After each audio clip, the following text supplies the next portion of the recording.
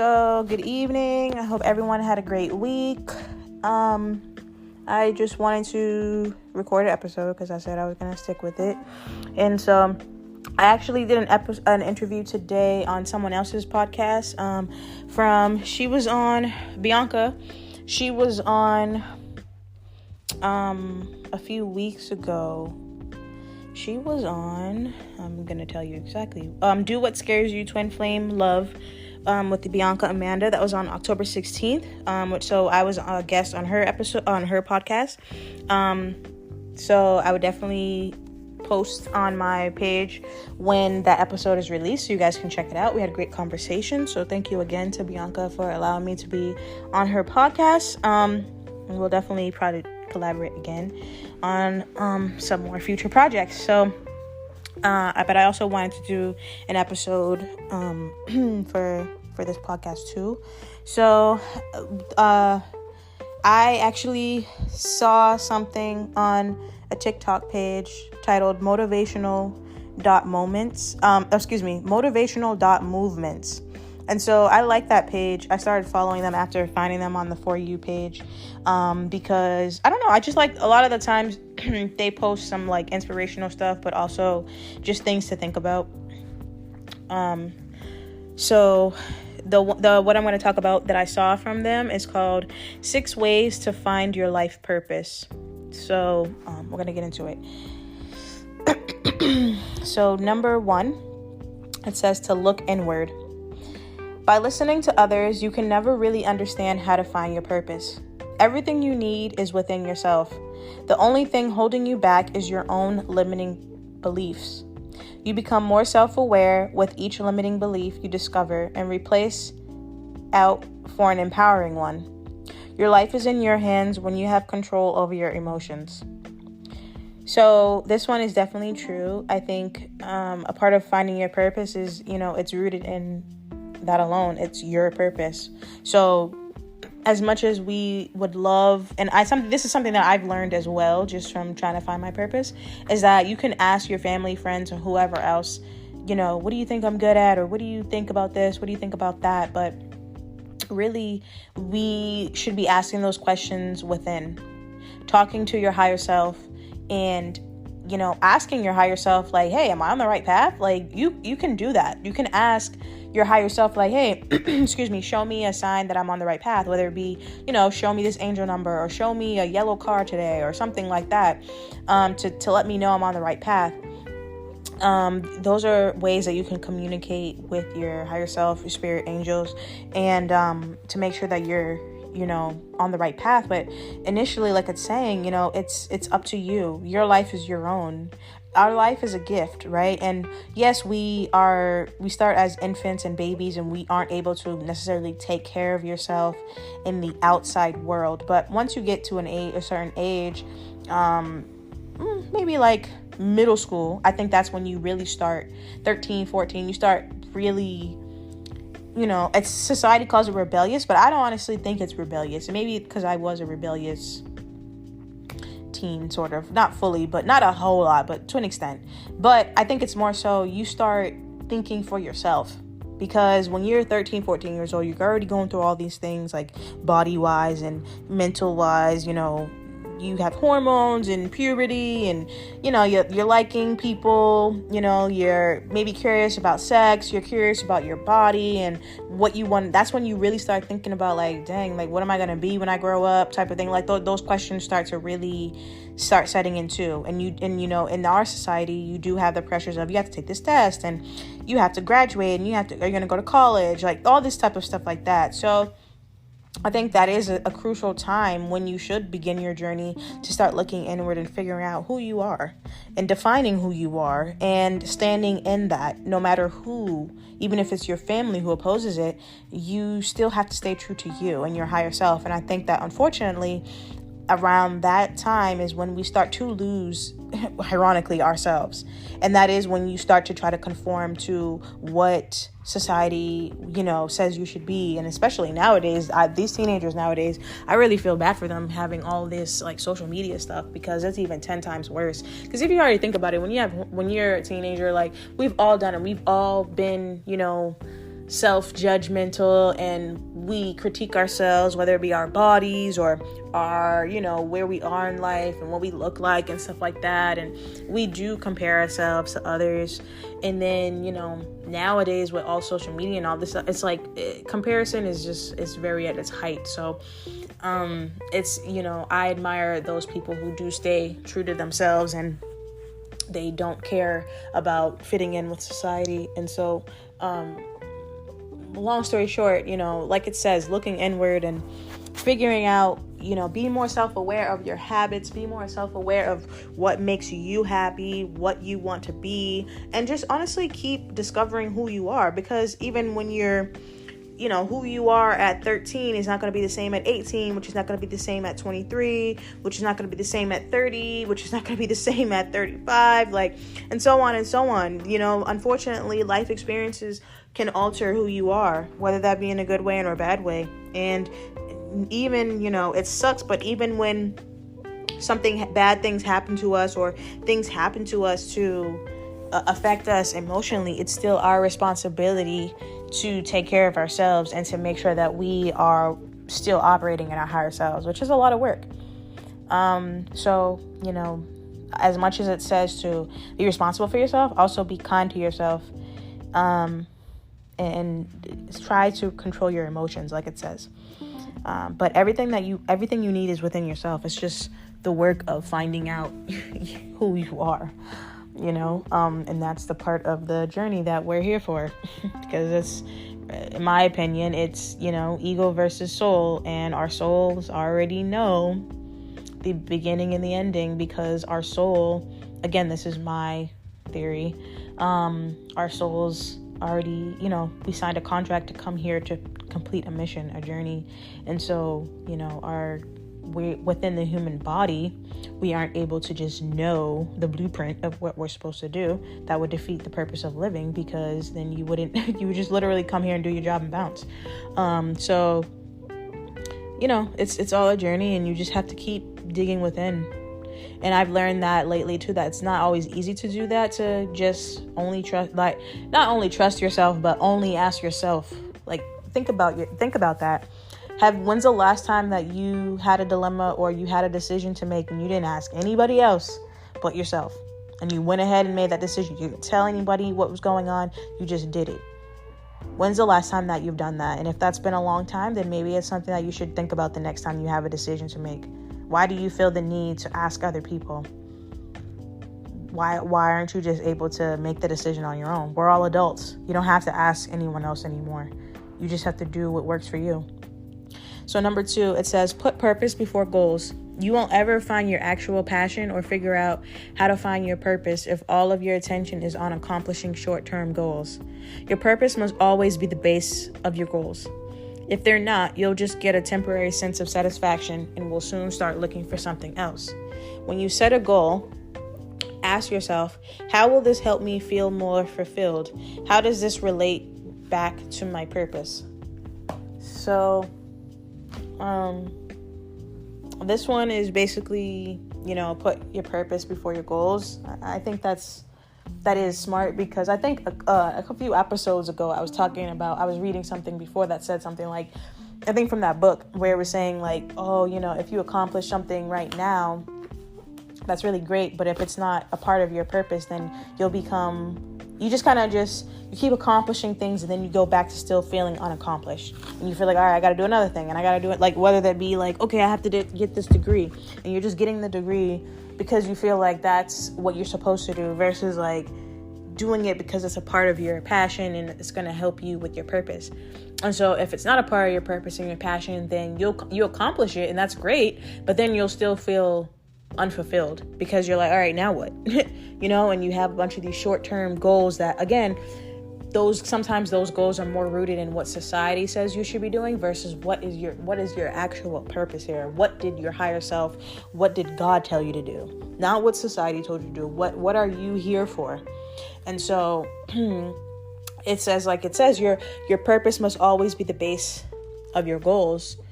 Any goals that you have in life should be related to your purpose in life. And that's how you're going to have the sense of satisfaction completely within, for both your ego and your soul. And I like how it says, when you set a goal, ask yourself, how will this help me feel more fulfilled? How does this relate back to my purpose?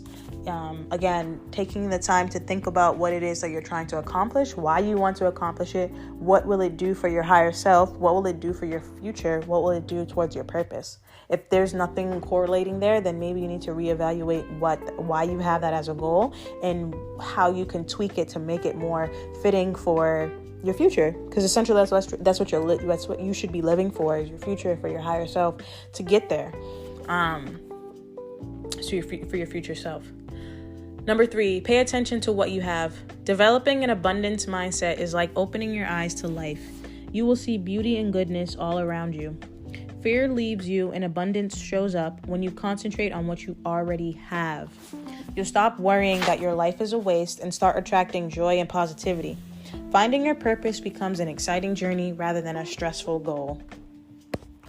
So, like I was saying, pay attention to what you have.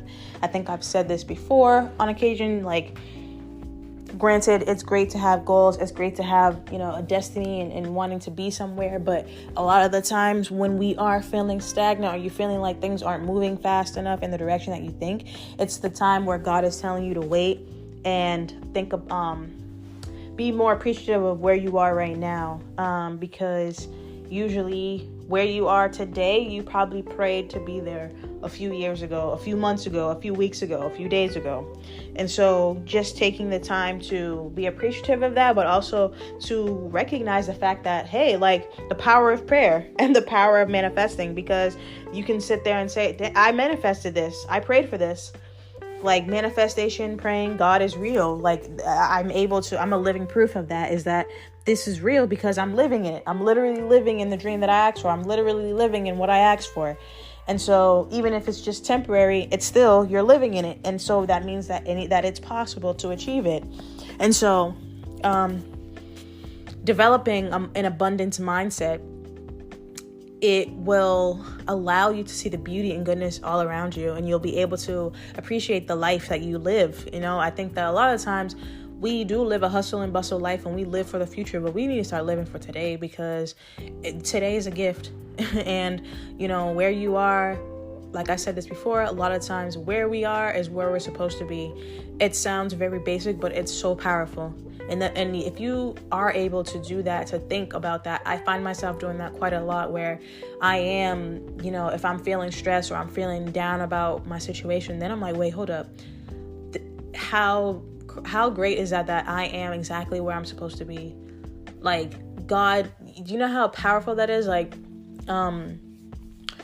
we actually, on the podcast today, when I was in an interview with Bianca, she mentioned the red light meditation that Janae Aiko has talked about before. I forget, in an interview or something like that, but she's saying that when she's at a red light, she takes that time to meditate and to be thankful for where she is right at that moment. And that just makes me, think about how we do need to practice that more, because if you think about it, like, I know for me, this is how I think. When I'm running late, or, I missed the turn or something like that, our initial response could be, from an ego standpoint, to get upset and feel like, oh my gosh, like, I'm already late, like, I'm going to miss this, I'm going to mess it up, But a lot of the times when that happens, I try to be conscious enough to, maybe I might be angry like that in the beginning, or be frustrated or be frazzled for like a couple of seconds, but then I'm like, hold up. Clearly, if I was supposed to be there, I would have been there. Clearly, if I was supposed to take that turn, I would have done it. And so sometimes when that happens, you miss out on something that could potentially harm you, like an accident or something like that. Or you end up stumbling upon something that you would never have stumbled upon if you were where you were supposed to be, allegedly. So I think a lot of times we just gotta start thinking about, like, dang, how beautiful is that like, God has me here in this space right now because I'm supposed to be. I say that a lot, like, I'm doing this podcast right now at 7:14 in my room because I'm supposed to be. I could have easily done, my initial thing was like, I'm about to watch TV. But I was like, no, you know what? I need to follow through. and something's telling me to do this episode. So, and just being thankful that I do this, and that I'm able to have people who listen and who tune in and who give me feedback and who just enjoy the podcast.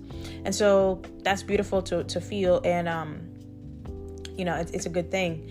And so the other part that it says, fear leaves you and abundance shows up when you concentrate on what you already have. And this is true as well, because when you are living in fear, I think that it influences you to live in a mindset of lack, right? Because if you fear the future and you fear like, oh, I'm never going to get this or I'm never going to get there, then you'll start to think about all the things that you don't have right now and how you'll never have them. Whereas if you live in a state of faith and you say, I'm grateful for this journey and where God has me and where God is going to take me, then the things that you want start to show up, because you have to be thankful to receive the things that you want. You have to be ready for the things that you want. And being ready doesn't necessarily mean saying that I'm ready. It's also creating a space for those things, whether that means clearing out things that no longer serve you so that new things can come in, but also living in a faith mindset of like, I'm so grateful for the things that are coming. I'm so grateful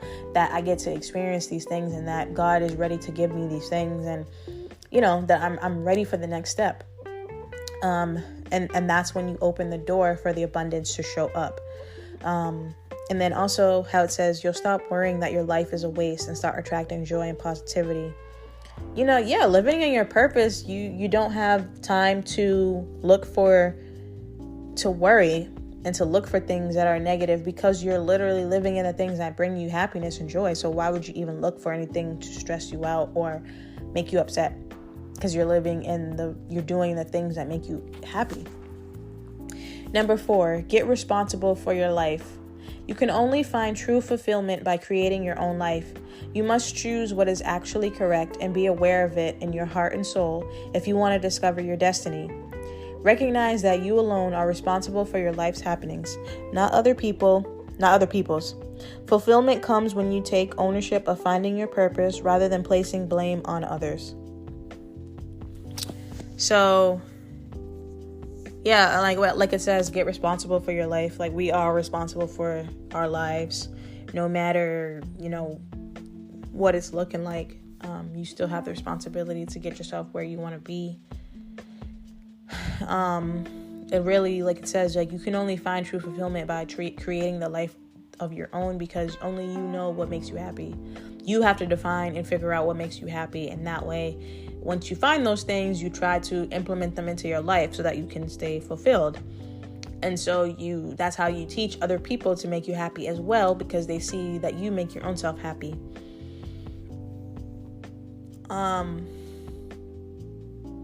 That recognize that you're responsible for what happens to you in your life, not other people's lives. Fulfillment comes when you take ownership of finding your purpose. So you come in this world by yourself, you're gonna leave by yourself. You're responsible for finding your joys and what makes you happy and finding your purpose. Plain and simple. And when you're not living in your purpose, that's when I'm sure people have experienced that. That's when you live and your life is a disarray and you're not happy and you're unfulfilled and a lot of bad things start happening because you're not where you're supposed to be. You're either trying to live somebody else's dream. You're not in tune with yourself because you're letting other people and other things influence you, whether that be, drugs or something like that, or you're not living with, in search of your higher self. You're vibrating in a low frequency. You're unhappy. You're allowing yourself to live in misery. You're allowing yourself to be anxious and worried and all these negative feelings and thoughts, and you're attracting those things. It's as simple as that, and it's simple yet complicated because it's also hard because we tell people to allow themselves to feel sad, allow yourself to be angry, which are negative feelings, which typically when you're in those state of minds, you attract things to make you even more sad and more angry. And so it's just a part of the purpose of life and journey is to allow those feelings to come and go quickly. Recognize, hey, I'm sad. I might shed a few tears. Why am I sad? I just got dumped, or I broke up, or I lost a family member, or something, or I lost my job, or whatever the case may be. And then write it down, say it out loud, or whatever to your higher self, and then say, but you know what do I do next? How can I heal from this? How can I get to the next step? What should I do next? And allow your higher self to tell you, okay, well, this was a part of the journey because of this. You needed this to happen so that you can go here. And then it's like finding out where to go. It's like that. That's what I think. Number 5, consider what makes you joyful. Examine your past and note the moments that brought you the most happiness. Usually when you learn what makes you happy, you also learn what your passions are. Examine your abilities as well, because they are related to that joy. You'll probably discover passions that you may turn into a successful job when you give attention to the activities or abilities that come naturally to you and also make you happy. So again, like it says, figure out what makes you happy. Thinking about your like inner child. I've said that before, doing things that you used to do as a kid that make you happy. But also finding things that make you happy now. When you learn what makes you happy, you also learn what your passions are. So, example, for me, I recently got back into doing art. It's something that I used to do as a kid that made me happy. And so that's a part of my passions now. It's just like forms of art. I've been getting back into that, whether that be going to like museums. I've been going to art museums a lot more, which has been making me really happy to go, even if I go solo. Because I like that feeling. I like that environment. I like doing that, like seeing different art and what people's ideas are, and going back and doing my own too.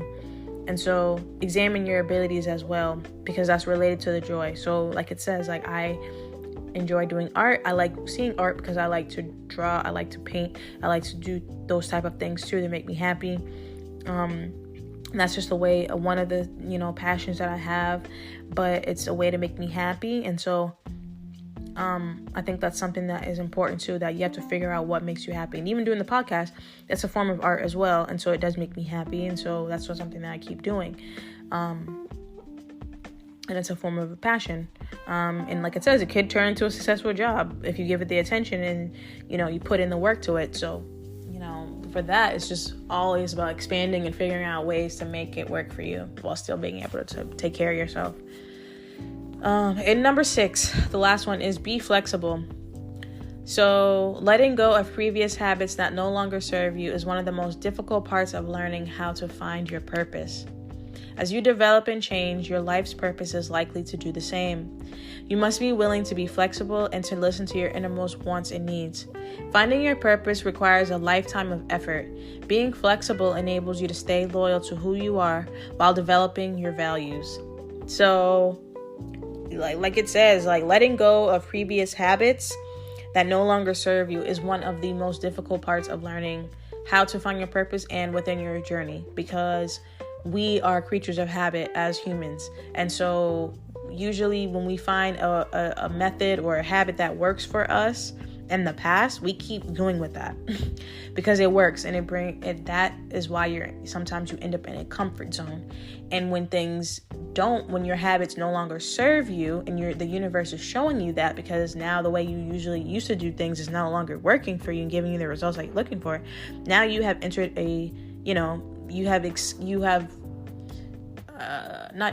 you've been exited out of your comfort zone, and now you're in an unfamiliar place, and now you are resorted to trusting into yourself and your higher self that you can still get the results that you are looking for, but just using different methods. And that can be scary, because you might not know another method, and you might be afraid of failing or rejection or just being unhappy or whatever the case may be, or making the wrong choices.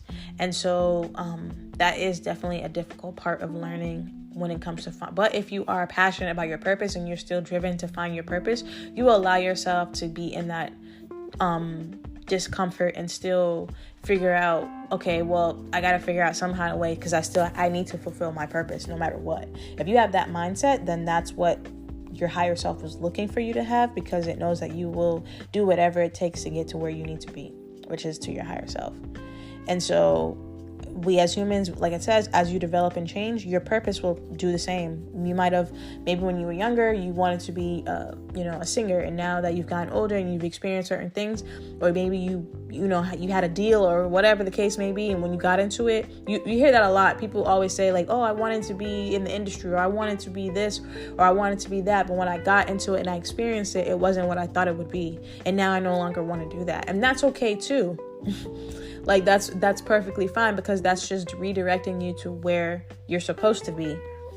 And that's why it says to be flexible, because if you think about it, and I know that happens, where people, they spend their whole life on a certain dream. Like, I just want to be, a singer on the Apollo or something like that, or whatever, right? Or American Idol, right? And say you get that chance to be on American Idol, and you go and you sing your heart out, and let's say you do get picked, right? And you make it to the level, and whatever the case may be, I don't watch that anymore, but you get to the end and you win the show, and you get the deal and everything like that. But then you start to see the industry, and you see how it works, and how, as much as you thought you were going to have the freedom to do certain things with your career, you might not have the freedom to do so. And now it's making you, feel like, oh, I don't really like singing anymore as much as I used to, when I didn't have the pressure of, fulfilling this contract, or, now I don't get to sing the music that I like. I have to sing the music at the end that the record company wants me to sing. And now I have to do these things and that. And now I just don't have, now I'm in a space where I've lost control of my life, because I'm literally living like a robot, fulfilling these contracts and fulfilling these deals that, yes, I'm getting money and I'm able to take care of myself and my family, but now I'm not happy anymore. And the thing that I used to do to make me happy, which was sing, now I dread it.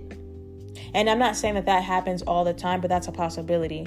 And that is where, I think it's saying, as you develop and you change, your purpose can do the same. And so maybe you thought that was your purpose, which was singing and all that, but once you got into it, now you're like, all right, this is not for me anymore. And that's okay too. And that's why it's saying be flexible, because some people will stay in that, even though they're not happy, they'll stay in it because they're like, well, I'm already here. This is what I wanted to do. And what else can I do?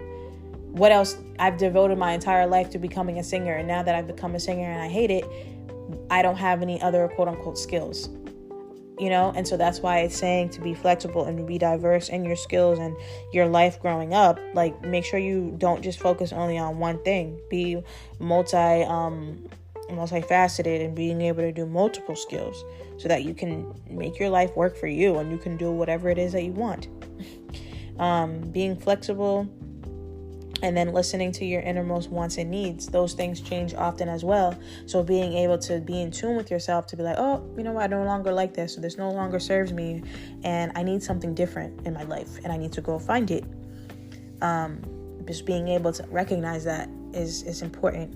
And then, like it says, finding your purpose requires a lifetime of effort. Being flexible enables you to stay loyal to who you are while developing your values. So, it is going to be a lifetime effort. You're never going to just be able to reach that.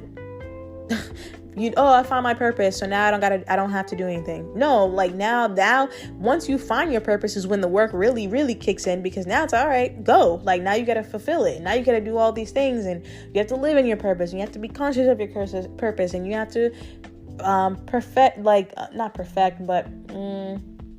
work on your purpose and your craft, and make sure you are, serving your highest self, because that alone, your highest self, you think about what that means. Your highest self is like it's almost not unachievable, but it's a part of you that is so well crafted and just living so divinely and within your purpose, that when you do see your higher self, and you interact with your higher self, you're not going to want to disappoint your higher self. So you're going to, even when you get to times when you're just feeling tired or worn out, or you feel like, oh, I don't want to do this anymore, if you think about your higher self and what that looks like, and how, just proud you are to see yourself in that space, you're going to want to keep going. Even if you have to take a break, step back and step away from it a little bit. That's why it says be flexible. You're going to want to come back to that. your higher self is always going to call you to your higher self because that's what you're here for. It's calling on your soul for you to fulfill that purpose and to come tap back into you. And so, being flexible is a part of that too. And staying loyal to who you are. That's very, very important. Never let anybody tell you who you need to be. You decide who you want to be and what you want to do with your life because it's your life. So those are the 6 ways to find your life purpose. According to this page, again, the motivational movements. So hopefully that was helpful to somebody. I thought it was just interesting. Some points that were discussed. But yeah, hopefully that everybody has having a great week and weekend, and you're ending it right. And I go into a new week, feeling fulfilled and just working on yourself and focus on yourself. And don't forget that your purpose is yours alone, and you get to define that of what you're here for, and figure that out and enjoy the journey of that. Because it's always ever changing, and there's so many other things that distract us from our purpose. And so it's a lot of work and effort, like it said, to consistently pull yourself back to where you need to be and to stay on your path. So with that being said, I hope that you enjoyed this episode. I am your host, Chanel. This is Black Hippie Lounge podcast. As always, meditate, manifest, invest in you. If you can, follow the podcast and rate and review on Spotify or Apple Music. And you can follow me on Instagram and TikTok and Twitter at Black Hippie Lounge. That's all I have, so take care.